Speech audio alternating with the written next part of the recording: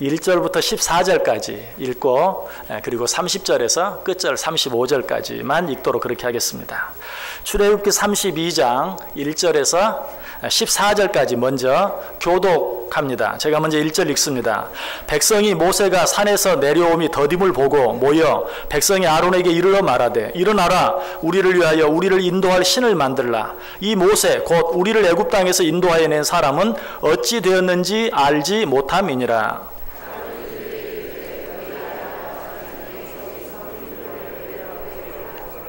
모든 백성이 그 귀에서 금고리를 빼어 아론에게로 가져가매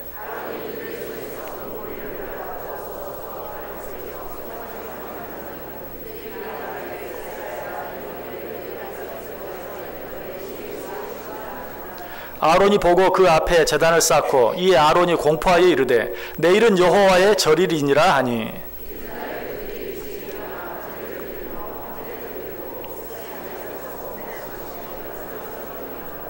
여호와께서 모세에게 이르시되 너는 내려가라 내가 애굽 땅에서 인도하여 낸 내 백성이 부패하였도다.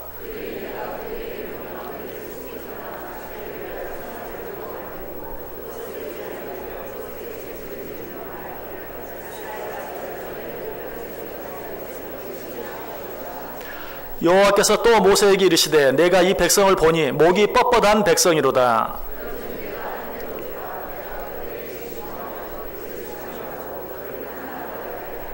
모세가 그의 하나님 여호와께 구하여 이르되 여호와여 어찌하여 그 큰 권능과 강한 손으로 애굽 땅에서 인도하여 내신 주의 백성에게 진노하시나이까.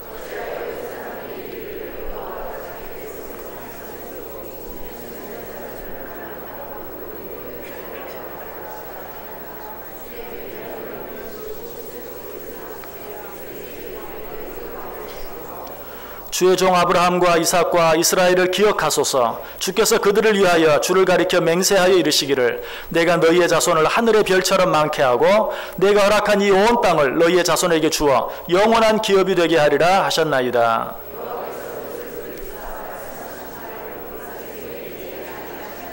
아멘. 자, 이제 30절부터 읽습니다. 30절부터 끝절 35절까지 역시 교독합니다. 제가 먼저 30절 읽겠습니다.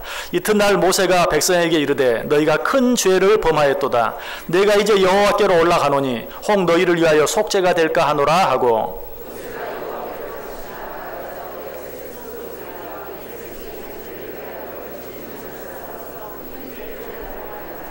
그러나 이제 그들의 죄를 사하시옵소서. 그렇지 아니하시오면 원하건대 주께서 기록하신 책에서 내 이름을 지워버려 주옵소서.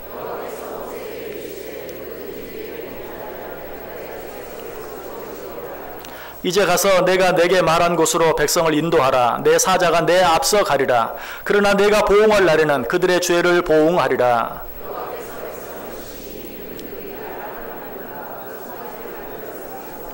아멘. 자, 우리 옆 사람들과 인사합니다. 참 잘 오셨습니다. 큰 은혜 받으시기 바랍니다.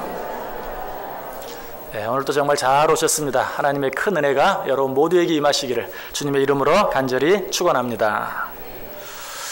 지난주에 모세의 기도 말씀을 드렸는데 어쩌면 좀 뜻밖의 말씀이었고 우리가 일반적으로 모세의 기도하면 생각나는 말씀이 있는데 바로 오늘 본문 말씀입니다.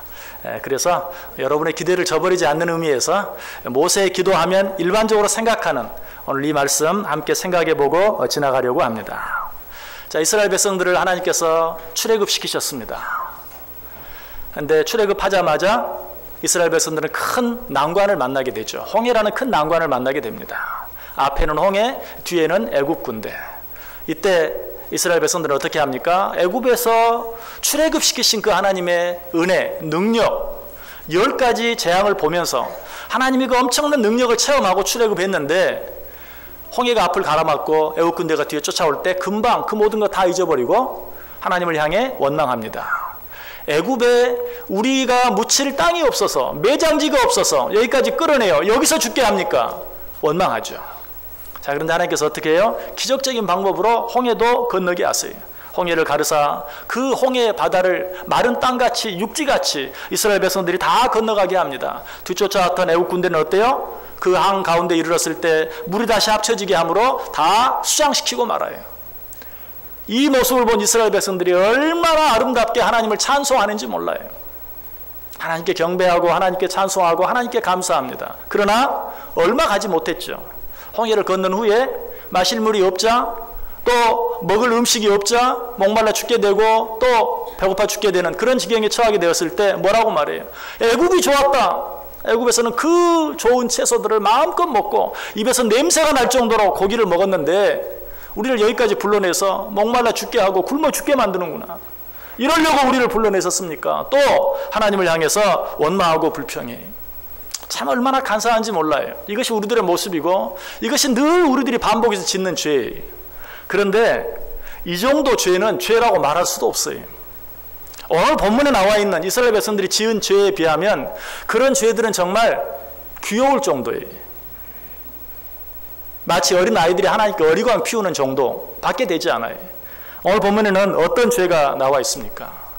하나님께서 이스라엘 백성들을 출애굽시키셨는데 홍해를 건너게 하시고 정말 물이 없을 때는 생수가 터져 나오게 하시고 만나와 메추라기로 그들을 배불리 먹여주셔서 정말 인도해 주시고 있는데 이스라엘 백성들 어떻게 합니까? 지금 모세가 하나님의 율례와 규례를 받기 위해서 시내산에 올라갔을 때 모세가 좀 더디 내려오자 모세가 왜 이렇게 늦게 오느냐? 모세가 어떻게 되는지 우리는 알 수 없다. 이제 더 이상 우리가 그를 의지할 수 없다. 우리가 우리 신을 만들자. 그렇게 해서 금고리, 금반지, 금목걸이 다 빼서 무엇을 만들어요? 금송아지를 만들어요. 금송아지를 만들어 놓고 거기에 절하면서 이제부터는 이것이 우리의 신이다. 심지어 뭐라고 말합니까? 이 신이 우리를 애굽에서 인도해내었다. 어떻게 그렇게 할 수 있습니까? 그 앞에 절하고 그 앞에서 이 신이 우리를 애굽에서 인도해내었고 앞으로도 우리를 인도할 신이다 라고 그 앞에 절하며 예배하는 아주 뛰놀면서 찬양하면서 하는 그런 모습을 보게 돼요. 얼마나 무서운 죄입니까? 하나님이 이 모습을 보시고 어떻게 하시죠? 10절 보세요. 내가 그들에게 진노하여 그들을 진멸하겠다. 내가 그들을 진멸하고야 말겠다라고 하나님이 결단하시는 모습을 보아요. 그런데 이때 모세는 어떻게 합니까? 하나님 앞에 하나님 이 백성들을 한 번만 더 용서해 주옵소서. 하나님 이 백성들을 하나님께서 어떻게 구원해내셨습니까? 어떻게 출애굽시키셨습니까? 하나님께서 이들을 여기서 질명시키시면 사람들이 하나님 보고 뭐라고 말하겠습니까? 하나님께서 저 백성들을 끌어내어서 이 산에서 이 광야에서 죽이려고 악한 의도를 가지고 끌어냈다고 말하지 않겠습니까? 하나님 이들을 용서해 주옵소서. 한 번만 더 이들에게 기회를 주옵소서라고 하나님께 통사정을 해요. 자, 11절부터 13절까지 한번 우리 같이 한번 한 목소리로 읽어보겠습니다. 11절 시작. 모세가 그의 하나님 여호와께 구하여 이르되 여호와여 어찌하여 그 큰 권능과 강한 손으로 애굽 땅에서 인도하여 내신 주의 백성에게 진노하시나이까? 어찌하여 애굽 사람들이 이르기를 여호와가 자기의 백성을 산에서 죽이고 지면에서 진멸하려는 악한 의도로 인도해 내었다고 말하게 하시려 하나이까? 주의 맹렬한 노를 그치시고 뜻을 돌이키사 주의 백성에게 이 화를 내리지 마옵소서. 주의 종 아브라함과 이삭과 이스라엘 를 기억하소서. 주께서 그들을 위하여 주를 가리켜 맹세하여 이르시기를 내가 너희의 자손을 하늘의 별처럼 많게 하고 내가 허락한 이 온 땅을 너희의 자손에게 주어 영원한 기업이 되게 하리라 하셨나이다. 아멘. 지금 모세가 뭐라고 기도해요? 하나님 그렇게 힘들게 어렵게 구원해낸 이들을 왜 진멸하시려고 합니까? 하나님 이들을 진멸하면 사람들이 하나님께서 저들을 진멸하기 위해서 악한 의도를 가지고 꼬여냈다고 말할 것입니다. 하나님 아브라함과 이삭과 야곱을 통해서 뭐라고 약속하셨습니까? 너희의 후손으로 말미암아 하늘의 별과 같이 바다의 모래알 같이 너희 후손이 많아질 것이라고 말하지 않았습니까? 이 땅을 이들에게 주겠다고 말하지 않았습니까? 그리고 나서 이들을 진멸하시면 어떻게 됩니까? 모세가 하나님께 통사정을 하며 기도하는 그런 모습을 봐요. 이 기도를 들은 하나님이 어떻게 하십니까? 14절 보세요. 역시 한번 같이 읽습니다. 14절 여호와께서 뜻을 돌이키사 말씀하신 화를 그 백성에게 내리지 아니하시니라. 저는 이 말씀을 듣고 내 귀를 의심했어요. 내 눈을 의심했어요. 아니 어떻게 하나님이 뜻을 돌이키실 수가 있단 말인가? 하나님은 한 번 하신다고 하시면 기어이 하시는 분이신데 어떻게 모세가 기도했다고 해서 하나님이 그 뜻을 돌이키실 수 있는가? 여러분 기억하시길 바랍니다. 하나님의 뜻은 무엇입니까? 어떻게 해서든지 당신의 택하신 자들을 기어이 구원하시는 것이. 그러나 그 과정에 있어서 우리들이 잘못할 때, 우리를 징계하실 때, 우리를 징계하시는 방법이나 우리를 징계하시는 때나 우리를 징계하는 정도나 하는 것들은 얼마든지 바꾸실 수도 있고 변하실 수도 있고 조금 기다릴 수도 있고 또 조금 땡길 수도 있고, 지금 그걸 말하는 거예요. 모세가 하나님께서 이스라엘 백성들을 진멸시키겠다고 하셨지만 모세가 그들을 위해서 간절히 기도할 때 하나님이 진노를 거두시고 그 뜻을 돌이키셨다라고 말하고 있는 것이. 자, 그런데 이런 일이 한 번만 있는 게 아니. 오늘 우리가 본문을 두 번 나눠서 읽었죠. 앞부분에 한 번 나오고 또 그 뒷부분에 하나님께서 그 또 뜻을 돌이키신 사건이 또 한 번 나와요. 자, 31절과 32절. 31절과 32절 우리 같이 읽습니다. 모세가 여호와께로 다시 나아가 여짜오되 슬프도소이다. 이 백성이 자기들을 위하여 금신을 만들어 싸우니 큰 죄를 범하였나이다. 그러나 이제 그들의 죄를 사하시옵소서. 그렇지 아니하시오면 원하건대 주께서 기록하신 책에서 내 이름을 지워버려 주옵소서. 자, 모세가 또 한 번 이스라엘 백성들을 위해서 간절하게 기도하는 모습을 봐요. 자, 그런데 왜 모세가 두 번 기도합니까?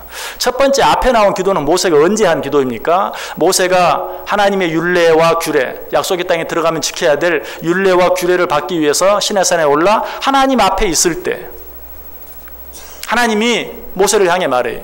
모세는 저 산 밑에서 무슨 일이 일어나고 있는지 몰라요. 당연히 모르죠. 인간이 어떻게 알겠어요. 그러나 하나님은 다 아셨어요. 산 위에 계시지만 저 산 아래서 이스라엘 백성들이 금송아지를 만들어 놓고 이것이 우리를 애굽에서 인도해낸 신이다라고 전하며 뛰노는 그런 모습을 하나님은 다 알고 계셨어요. 그래서 하나님이 모세에게 말합니다. 지금 저 밑에 무슨 일이 일어나고 있는 줄 아느냐? 아론을 중심으로 해서 이스라엘 백성들이 금송아지를 만들어 놓고 그것이 자기 신이라고, 아니 그것이 자기들을 애굽에서 인도해냈다고 그 신에게 절하며 그 신에게 경배하고 있다 라고 말해요. 그러면서 하나님이 말씀하시는 것이 내가 저들을 가만둘 수 없다. 내가 저들을 진멸시키고야 말겠다. 이 말을 들은 모세가 말하는 것이 하나님 그러지 마십시오. 하나님 저들을 진멸하면 사람들이 진멸시키려고 애굽에서 꼬여냈다고 말할 것입니다. 하나님 저들에게 약속하지 않았습니까? 그 손으로 하늘의 별과 같이 바다의 모래같이 번성하게 해주시겠다고, 약속의 땅 가나안을 그들에게 허락하시겠다고 약속하지 않았습니까? 그 진노를 거두어 주옵소서라고 기도한 것이. 그러면 두 번째 기도는 언제 한 기도입니까? 모세가 그렇게 하나님께 기도하고 하나님께 사정하니까 하나님이 진노를 거두시고 뜻을 돌이키셨어요. 그리고 나서 모세가 하나님이 직접 써주신 등 증거판 두 개를 들고 산을 내려와요. 산을 내려와 보니까 하나님이 말씀하신 대로 정말 이스라엘 백성들이 뭐하고 있어요? 금송아지를 만들어 놓고 거기에 절하면서 뭐 길길이 뛰고 난리가 났어요. 그때 모세의 마음이 어떠했을까요? 뭐 이미 알고 있었던 사실인데 하고 대단치 않게 생각했을까요? 그렇지 않아요. 여러분 어떤 일들을요 귀로만 들었을 때와 내가 직접 보았을 때는 정말 달라요. 여러분 요즘 뉴스를 보면 참 흉악한 그런 내용들 많이 보게 되죠. 그런데 만약에 어떤 참 잔인한 남편이 자기 아내를 죽이고 또 자기 아들, 딸까지 죽였다. 여러분 이런 일을 또 심심치 않게 보아요. 그런 뉴스를 들을 때 여러분 어떤 생각이 들입니까? 어떻게 그럴 수가 있을까? 물론 그런 생각이 들죠. 하지만 뉴스로만 들었을 때는 오죽하면 그랬을까? 뭔가 무슨 이유가 있을 거야. 뭐 그럴 만한 사정이 있었겠지. 참 그 사람도 불쌍하다. 이런 생각이 들어요. 그런데 남편이 자기 아내를 내 눈앞에서 칼로 찔러 죽이고 자녀들까지도 내 눈앞에서 찔러 죽였다면 그때는 그런 생각이 들질 않아요. 뭐 무슨 사정이 있었겠지, 그러니까 그랬겠지, 이런 생각이 들 겨를이 없어요. 먼저 나 자신이 충격을 받고 쇼크를 받고 도무지 정말 상상하기도 싫은 진절머리가 쳐질 거예요. 모세도 마찬가지. 하나님께서 지금 저 백성들이 뭐하고 있는 산 아래서 이러고 있다. 하나님 제가 너무 늦어서 그런가 봐요. 조금만 한 번만 더 용서해 주시고 기회를 주세요. 그러나 직접 내려와 보니까 어때요? 정말 그런 모습을 보니까 모세도 눈이 뒤집혔어요. 그래서 어떻게 합니까? 증거판 2개를 그냥 던져버려요. 하나님이 직접 써주신 얼마나 귀한 것인데 그걸 던져버려요. 얼마나 화가 났으면, 얼마나 놀랐으면 그렇게 했겠어요. 여러분, 이것이 우리들의 모습이죠. 우리들도 그래. 뭐 이해심이 많고 참아주는 것 같고 기다려주는 것 같지만 어떤 일들을 내가 직접 봤을 때는 참지 못하는, 내 본성을 드러내고 마는, 그것이 우리들의 모습입니다. 모세도 그랬어요. 그러나 모세가 모세일 수 있는 것은 거기서 끝나지 않았다는 것이, 그렇게 모세도 무섭게 화를 낸 후에 곧바로 어떻게 합니까? 또 한 번 하나님께 나아가서 납작 엎드려 그들을 위해서 사정하며 기도하는 모습을 봐요. 그것이 아까 읽었던 31절, 32절 말씀이, 모세가 여호와께로 다시 나아가 여짜오되 슬프도소이다. 이 백성이 자기들을 위하여 금신을 만들어 싸우니 큰 죄를 범하였나이다. 그러나 이제 그들의 죄를 사하시옵소서. 그렇지 아니하시오면 원하건대 주께서 기록하신 책에서 내 이름을 지워버려 주옵소서. 첫 번째 기도보다도 더 간절히, 첫 번째는 뭐라고 말했어요? 하나님은 얼마나 힘들고 어렵게 저들을 출애굽시켰는데 왜 죽이려 하십니까? 하나님께서 여기서 저들을 죽이시면 하나님께서 저들을 죽이려고 작정하고 애굽에서 끌어냈다고 사람들이 말할 것입니다. 하나님 저들에게 어떤 약속을 하셨습니까? 그렇게 놀라운 약속을 하시고 여기서 진멸시키시면 하나님 거짓말장이 됩니다. 그렇게 기도했죠. 그러니 용서해 주시고 한 번 더 기회를 주옵소서. 그러나 두 번째 기도는 어떻게 하고 있어요? 하나님 저들을 진멸하시려면 차라리 내 이름을 당신의 기록한 책에서 지워버려 주옵소서. 여러분, 이것은 단순히 저들을 용서해 주옵소서, 한 번 더 기회를 주옵소서, 그런 기도가 아니, 내가 저들의 죄를 대신 지고 가겠나이다. 그러니 그렇게 해서라도 저들을 용서해 주옵소서라고 하나님께 기도하고 있는 것이 얼마나 놀라운 기도입니까? 얼마나 아름다운 기도입니까? 그런데 정말 놀라운 것은요, 지금 하나님께서 이스라엘 백성들을 진멸시키겠다고 하셨는데 그 진멸 속에 모세 자신도 포함된 거 아니? 자기도 포함되어 있다면 그렇게 할 수 있죠. 하나님, 이들을 다 진멸하시면 나도 죽겠네요. 하나님 제발 그러지 마세요. 저라도 그럴 때는 하나님 이 백성 용서해 주세요. 우리가 우리 나라를 위해서 기도하고 있습니다. 어려운 가운데 있으니까 다 기도하죠. 그런데 그 기도 속에는 어때요? 하나님, 이 나라가 망하면, 이 나라가 어려워지면 내가 얼마나 어려움 당하겠습니까? 이제 좀 살만하게 됐는데 하나님 이 나라 살려주세요. 하나님 이 나라 긍휼히 여겨주세요. 이대로 주저앉으면 안 됩니다. 그런 마음 있어요, 없어요? 있어요. 근데 모세는 지금 그런 마음으로 기도하고 있는 게 아니에요. 왜? 하나님이 지금 징계하셔서 말씀하신 그 징계, 그 진노를 보시면 모세와는 상관이 없어요. 10절 다시 보세요. 그런즉 나대로 하게 하라. 내가 그들에게 진노하여 그들을 진멸하고 너로 큰 나라가 되게 하겠다. 저들은 안 되겠다. 저들은 가능성이 없다. 내가 저들을 진멸하고 내가 너로 말미암아 다시 한번 내가 약속한 그 큰 나라를 이루게 하겠다. 이스라엘 백성들을 진멸시키겠지만 모세는 다시 한번 들어서 전혀 새로운 사람들과 함께 큰 나라를 이루게 하시겠다는 것이. 그럼에도 불구하고 지금 모세는 뭐라고 말하고 있어요? 그러지 마옵소서. 그러지 마옵소서. 끝까지 그렇게 하시겠다면 차라리 내 이름을 당신의 기록한 책에서 지워버려 주옵소서라고 기도하고 있는 것이. 저는 이 말씀을 들으면서 저 자신에게 한번 적용해 보았어요. 자, 여러분 한번 가정해 보시길 바랍니다. 여러분이 하나님 앞에 큰 죄를 지었어요. 그리고 목사에게도 그냥 못할 일을 했어요. 자, 그럴 때 하나님이 말합니다. 내가 저들을 도무지 눈뜨고는 보지 못하겠다.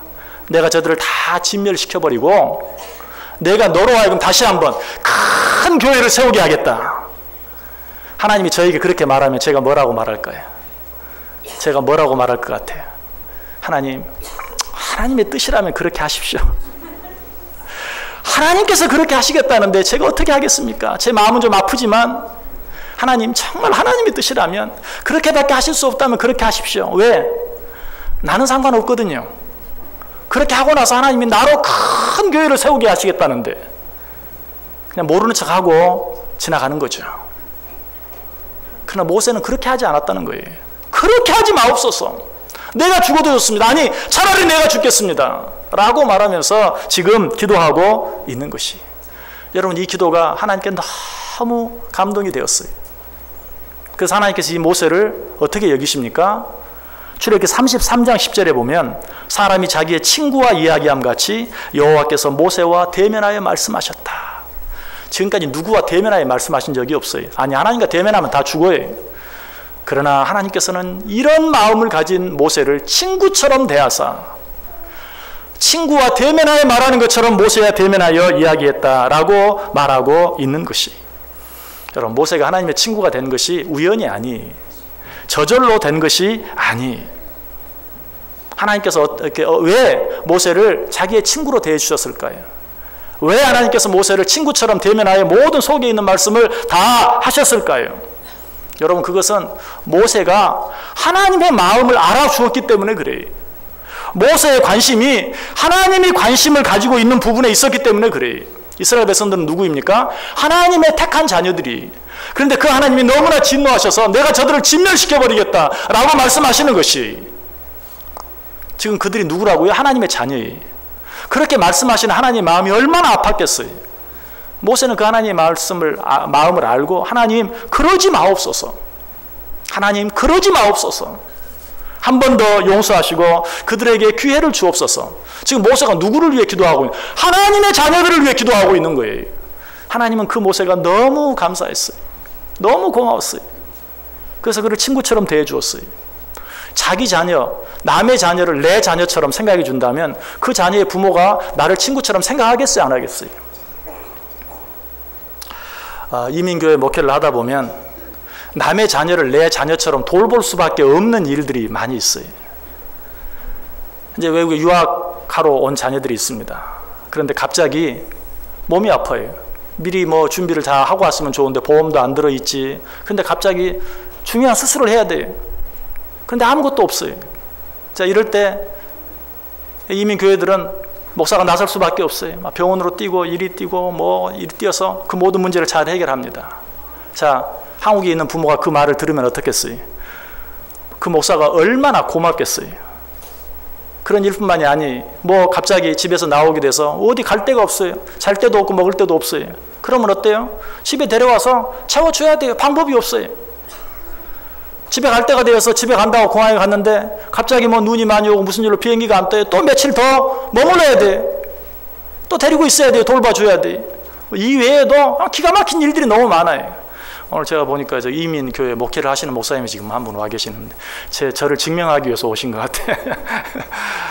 정말 이민교회 목회하는 목사들이 이 사실을 너무나 잘 알아요. 고향에서 고국에서 이런 소식을 들으면 참 그 목사가 너무 고마운 거예요. 그래서 어쩌다가 한번 한국에 나오면 어떻게 알았는지 꼭 좀 만나고 싶다고. 그냥 만나면 그냥 온갖 할 수 있는 대접 없는 대접 하면서 사랑해줘. 한 번도 저는 그 사람 본 적도 없고 만나본 적도 없는데 왜 그렇죠? 왜 그렇게 하죠? 자기 자녀를, 남의 자녀인데도 어려운 일이 있을 때 자기 자녀처럼 돌봐 주었기 때문에. 저도 그런 일을 직접 겪었어요. 제가 이게 한국에 온 뒤에 아들이 갑자기 사고를 당해서 손을 크게 다쳤어요. 참 큰 사고였어요. 손가락 5개 가운데 4개 힘줄이 다 끊어지는, 그걸 다 연결해야 되는 그런 수술을 받게 되었어요. 다쳤을 때도 몰랐어요. 병원 수술대에 수술실에 들어가기 전에서 어떻게 사정을 해서 전화를 했는데 전화 한 통화가 왔어요. 아빠, 나 수술해야 돼. 뭐 어떻게 하겠어요, 제가? 뭐 가기를 하겠습니까? 어떻게 하겠습니까? 먼저 수술 받고 있어라. 그러면 뭐 이따가라도 가겠다. 뭐 그럴 수 있는 겁니까? 그럴 수 없어요. 제가 있었던 곳은 정말 지구 정반대편, 부모가 돌아가셔도 금방 올 수가 없어요. 직항도 없는 그런 곳이. 제가 저희 장모님이 돌아가셨을 때 나흘 만에 왔어요.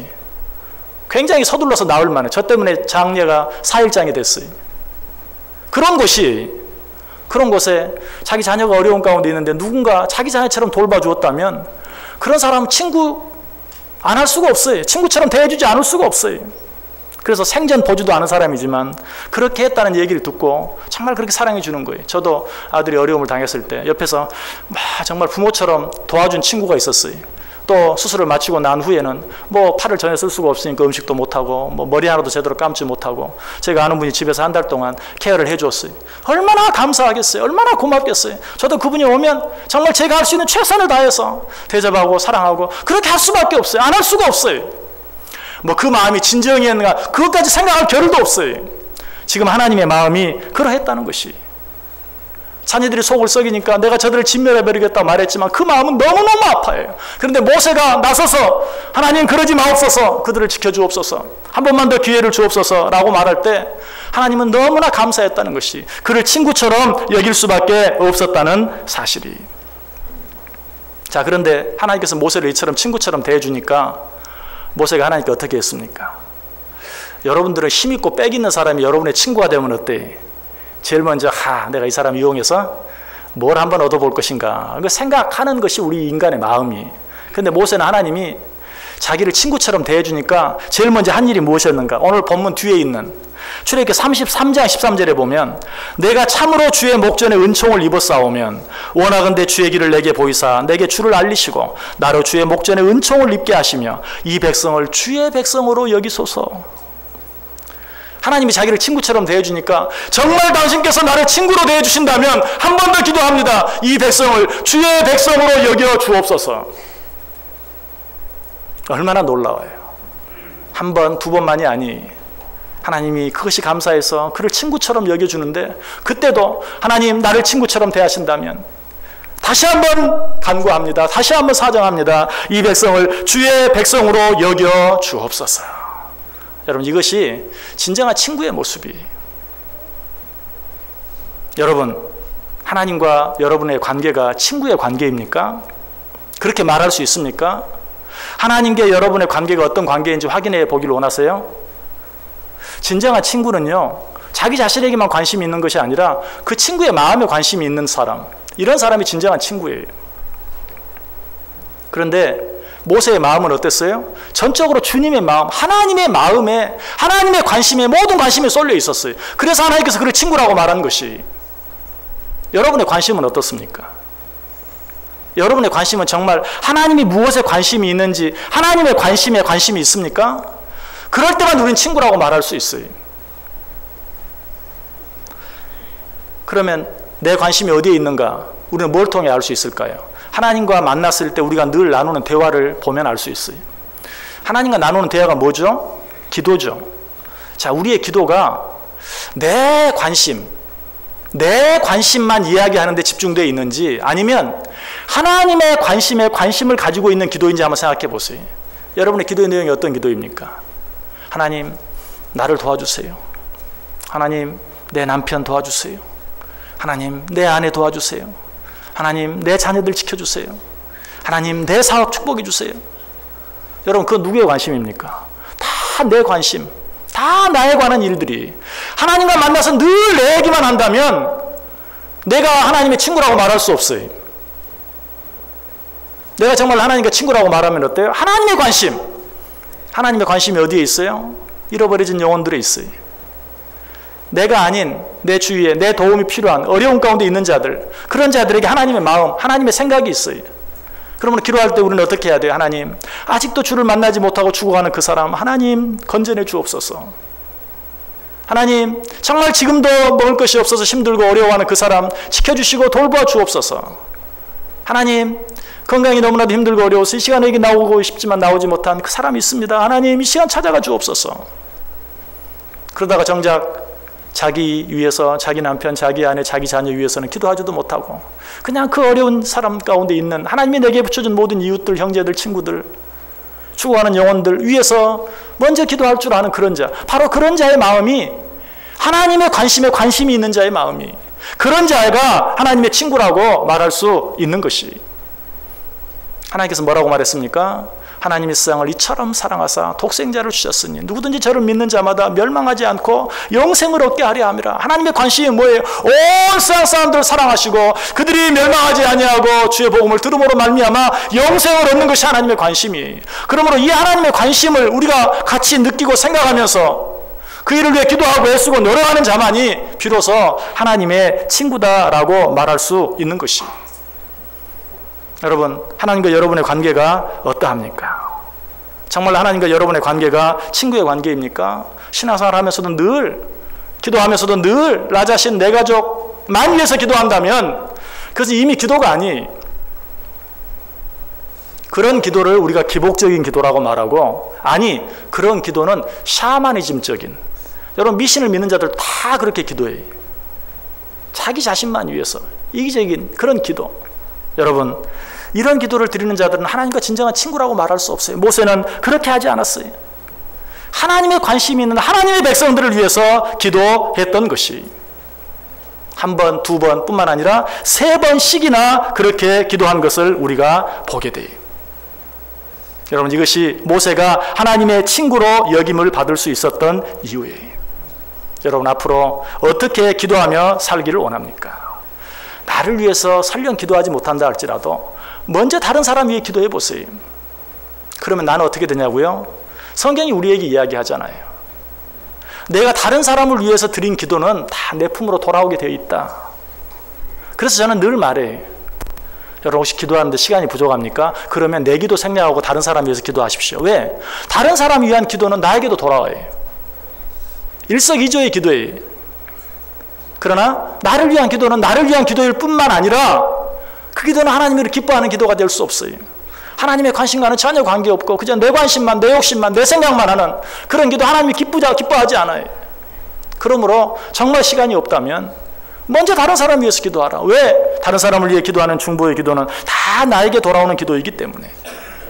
여러분, 우리가 다른 사람을 위해서 기도함으로 말미암아서 우리는 성경에 나타나 있는 가장 큰 계명 두 가지를 다 함께 지킬 수 있어요.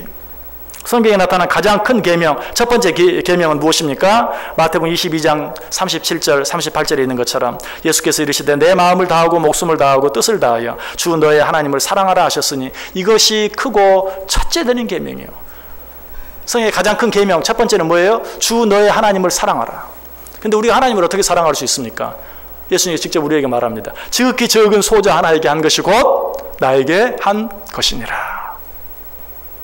지극히 적은 소자에게 하나에게 한 것이 곧 지극히 적은 소자 하나를 사랑한 것이 곧 나를 사랑한 것이다 라고 말하고 있어요. 그러므로 하나님께서 내게 붙여준 모든 자들을 위해 기도함으로 우리는 정말 하나님이 우리에게 주신 가장 큰 계명, 주 너의 하나님을 사랑하라는 계명을 지킬 수 있어요.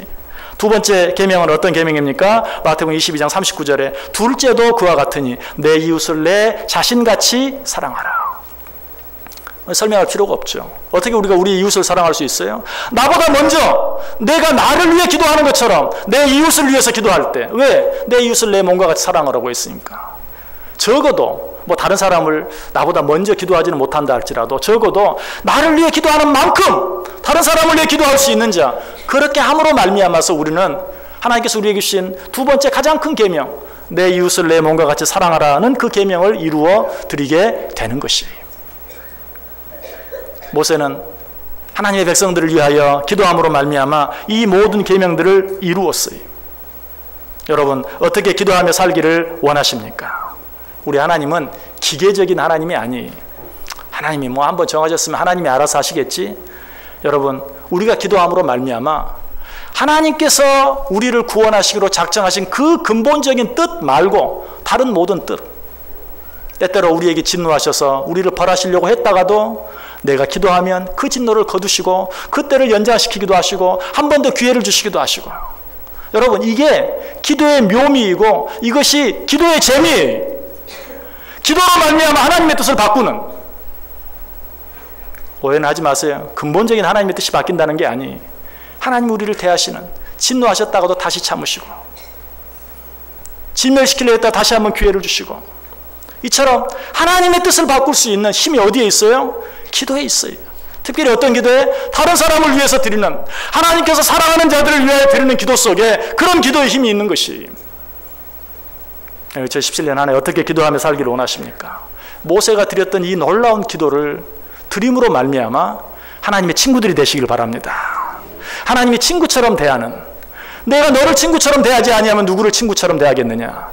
하나님의 친구가 되어서 하나님과 대면하여 하나님과 교통하고 하나님과 대화하는, 그래서 비록 육신을 가지고 세상을 살지만 천국의 기쁨을 맛보고 누리며 살아가는 복된 인생들, 복된 한 해 꼭 되시기를 주님의 이름으로 간절히 축원합니다. 기도하겠습니다. 사랑과 은혜가 충만하신 하나님 감사를 드립니다. 오늘도 말씀해 주시니 감사합니다. 우리가 날마다 기도한다고 하면서 너무 이기적인 기도만 드리며 살진 않았는지 돌아보게 하여 주옵소서. 이제는 하나님의 눈을 가지고 하나님의 마음을 가지고 하나님의 관심이 무엇인지 생각하며 하나님께서 내게 붙여준 자들을 위하여 기도하며 살게 하여 주옵소서. 그리하여 하나님의 친구가 되어 정말 이 땅에 살지만 주님과 함께 동고동락하는 참 기쁨, 그 기쁨을 누리며 살아가는 우리 모두 되게 해 주옵소서. 예수님의 이름으로 기도드리옵나이다. 아멘.